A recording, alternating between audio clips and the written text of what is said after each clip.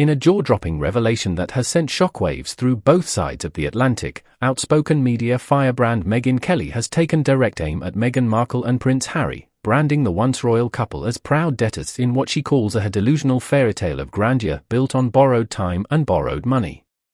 Known for her no-holds-barred commentary, Kelly's latest takedown paints a grim picture of the Duke and Duchess of Sussex, one not of Hollywood glamour and philanthropic success, but of desperate spending, dwindling influence, and financial delusion wrapped in royal entitlement.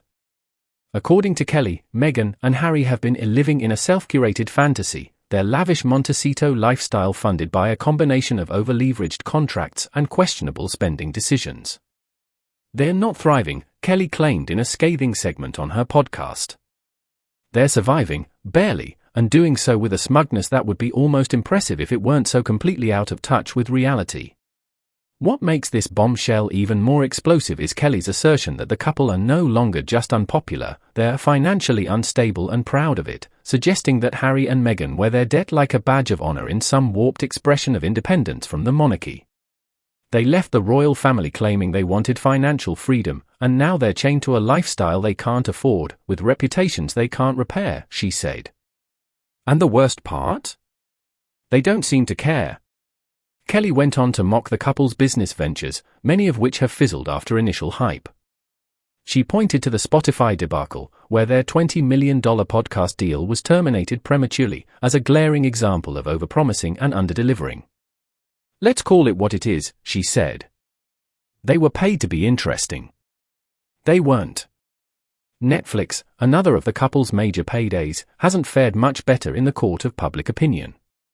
While the docuseries Harry and Meghan garnered curiosity clicks, critics largely dismissed it as a self-indulgent PR puff piece masquerading as a truth-telling documentary. It was therapy on camera, Kelly scoffed. And very expensive therapy at that, for Netflix and for us. Kelly's comments reflect a growing sentiment that Harry and Meghan, once seen as trailblazers forging a new path outside royal confines, have instead become cautionary tales of fame-chasing and financial mismanagement.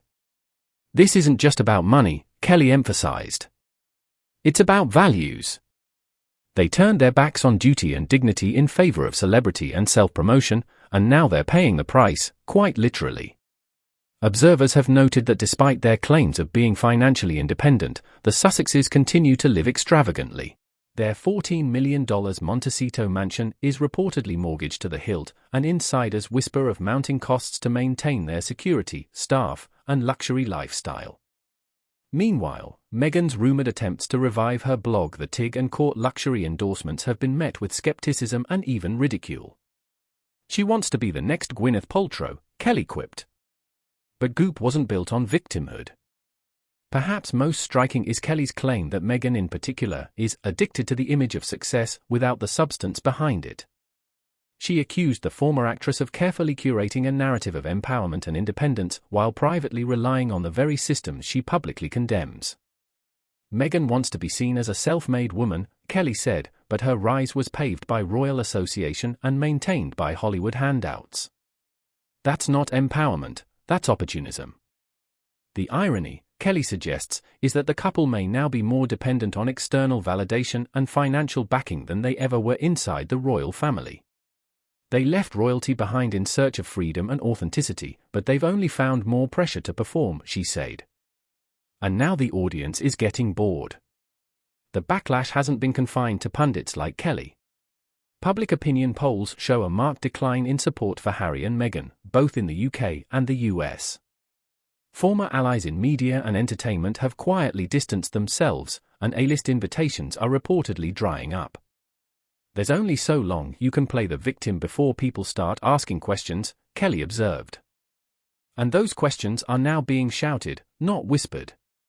Kelly's takedown also highlighted the couple's strained relationship with the British royal family. They've burned bridges and expected them to magically rebuild, she said.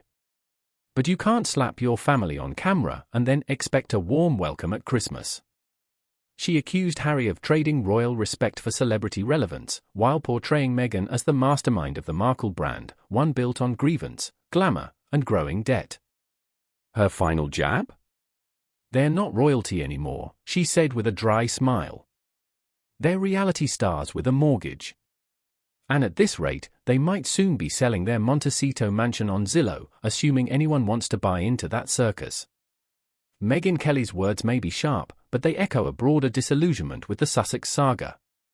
Once hailed as modernizers and rebels, Meghan and Harry now appear, at least in Kelly's framing, as cautionary figures adrift in the very celebrity culture they once seemed eager to criticize. Financial independence may have been the goal, but Kelly argues that what they've achieved instead is a performative independence built on fragile foundations. In a world hungry for authenticity and substance, Kelly's brutal honesty may resonate more than the carefully choreographed narratives coming from the Sussex camp.